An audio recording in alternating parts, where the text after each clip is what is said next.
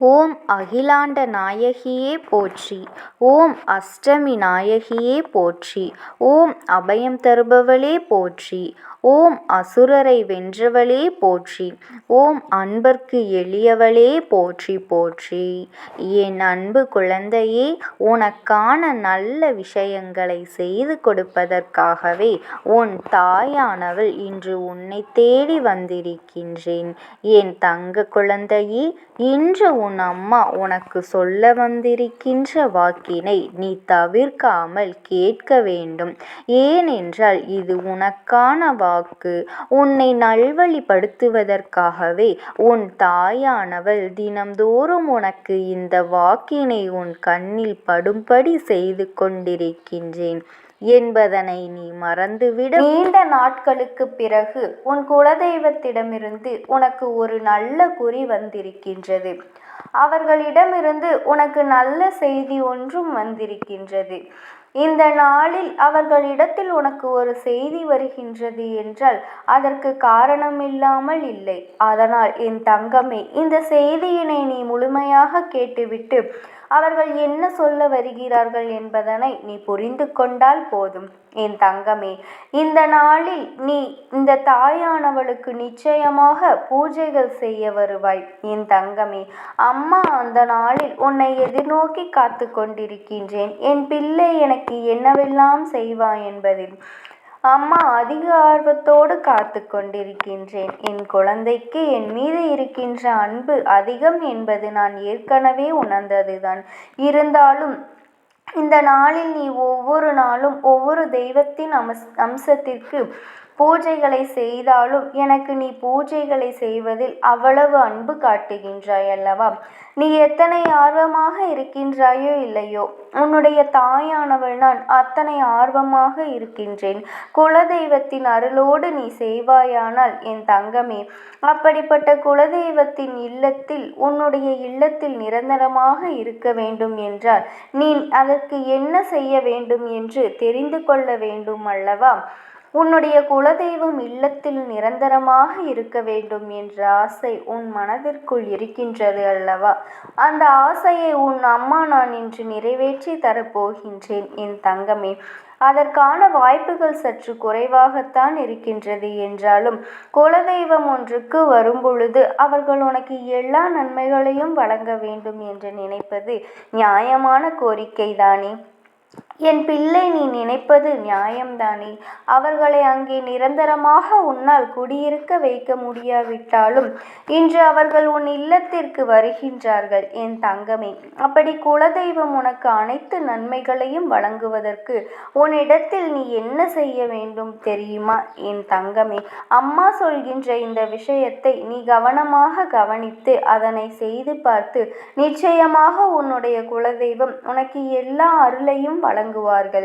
அங்கே நிரந்தரமாக குடியிருக்காவிட்டாலும் உன்னுடைய தேவைகளும் உன் வாழ்க்கையில் இருக்கின்ற கஷ்டங்களையும் உனக்கு நீக்கி தருவார்கள் என் தங்கமே. நீ எலுமிச்சை பழத்தையும் ஒரு 3 ரூபாய் நாணயங்களையும் உன்னிடத்தில் இருந்தால் போதும் என் தங்கமே. ஒரே ஒரு எலுமிச்சை பழமும் ஒரு 1 ரூபாய் நாணயங்களும் உன்னிடத்தில் இருந்தால் போதும். இந்த பரிகாரத்தை வளர்பிறை வரக்கூடிய அந்த நாளில் நீ செய்ய வேண்டும். 1 அடி அகலமும் நீளமும் கொண்ட மஞ்சள் நிற துணி ஒன்றினை எடுத்துக்கொள். மஞ்சள் நிற துணி உன்னிடத்தில் இல்லை என்றால் வெள்ளை நிற துணியை எடுத்து வைத்துக்கொள் என் தங்கமே. அந்த துணியை நன்றாக சுத்தம் செய்து அதை நல்லபடியாக பன்னீரில் நனைத்து காய வைத்து விட வேண்டும். அதன் பிறகு அந்த துணியில் வைத்து அதில் 3 1 ரூபாய் நாணயங்களை முக்கோண வடிவில் வைக்க வேண்டும். என் குழந்தை, அம்மா சொல்வது உனக்கு புரிகின்றது என்று நான் நினைக்கின்றேன். 3 நாணயங்களையும் 3 திசையில் நீ வைக்க வேண்டும். ஒன்று எதிர் திசையில், இன்னொன்று நடுவில் நீ வைக்க வேண்டும் என் தங்கமே. அதுபோல இதை செய்துவிட்டு அதன் பிறகு அதன் மேல் எந்த ஒரு கரும்புள்ளிகளும் இல்லாத சுத்தமான ஒரு எலுமிச்சம்பழம் ஒன்றை வைத்து இந்த துணியை பச்சை நிற நூலால் கட்ட வேண்டும். இவ்வாறு செய்யும் போது உன் குலதெய்வம் ஓம் குலதெய்வமே நமக என்று நீ கூறி வேண்டும். கட்டிய இந்த மூட்டையை வீட்டு நிலைவாசலில் நீ மாற்றிவிட வேண்டும் என் தங்கமே. நிலைவாசல் என்பது ஏற்கனவே உன்னிடம் சொல்லியிருக்கின்றேன், குலதெய்வம் வாசம் செய்கின்ற இடம் என்று. உன்னுடைய குலதெய்வம் அங்குதான் இருக்கின்றார்கள் உனக்கு என்று நன்றாக புரிந்திருக்கும் என்ற நம்பிக்கை மட்டும் இருந்தால், மஞ்சள் நிற துணி இல்லை என்றால் மஞ்சள் நிறத்தில் மஞ்சளில் துவைத்த பிறகு அதனை எப்படி தண்ணீரில் துவைக்க முடியும்? வண்ணம் போய்விடாதா என்று என் தங்கமே, நீ அப்படி உனக்கு சந்தேகம் இருக்கிறது என்றால் பன்னீரை மஞ்சளில் கலந்து அதில் தேய்த்து எடுத்து பார், உன் சந்தேகம் பூர்த்தியாக இருக்கும் என்று நான் நினைக்கின்றேன். உனக்கு ஒரு விஷயத்தை கொண்டு வந்து சேர்க்கிறேன் என்றால் அதில் 1000 நன்மைகள் உனக்கு கிடைக்கும் என்பதை நீ புரிந்து கொள்ள வேண்டும். அம்மா உன்னிடத்தில் எதையுமே காரணமில்லாமல் சொல்வதும் கிடையாது. தேவையில்லாமல் உனக்கு வாழ்க்கையில் எதையெல்லாம் உன்னிடத்தில் கொண்டு வந்து சேர்க்க வேண்டும் என்றும் எனக்கு தெரியும். உனக்கு வாழ்க்கையில் எதையெல்லாம் உன்னிடத்தில் கொண்டு வந்து சேர்க்க வேண்டும் என்று எனக்கு தோன்றுகின்றதோ அதையெல்லாம் நான் உன்னிடத்தில் நிச்சயமாக கொண்டு வந்து சேர்த்து விடுவேன்.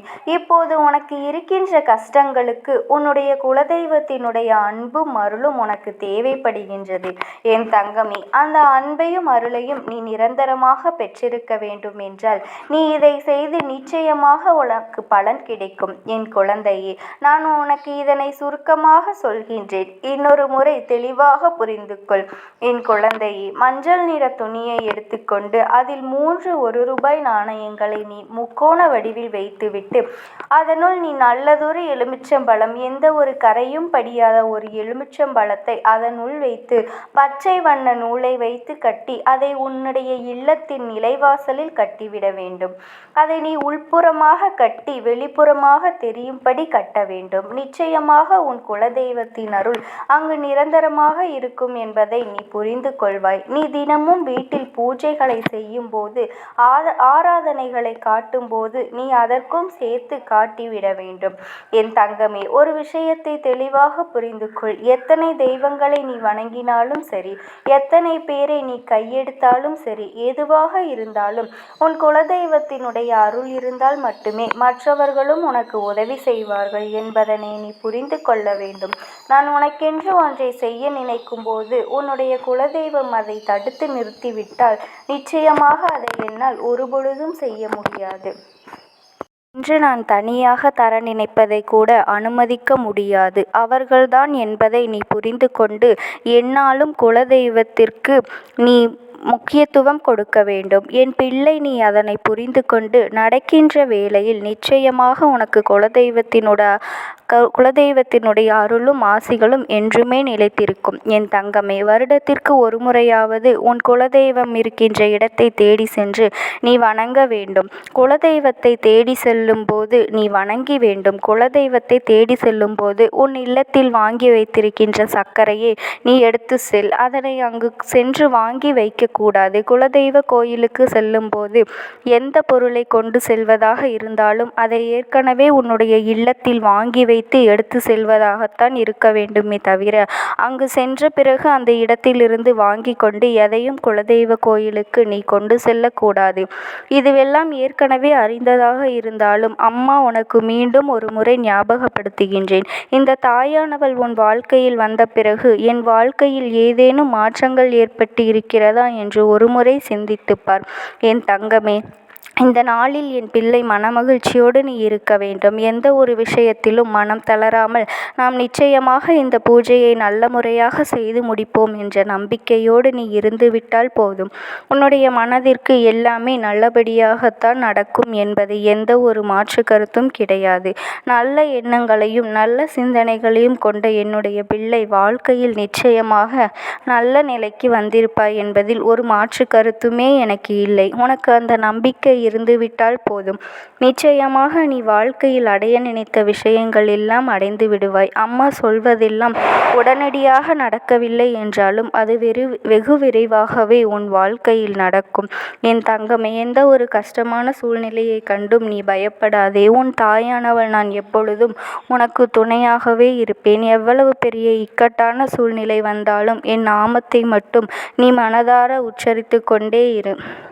உனக்காக என் 2 கரங்களையும் நீட்ட நான் தயாராக உள்ளேன். ஓம் சக்தி. ஓம் ஆதிபரா சக்தி.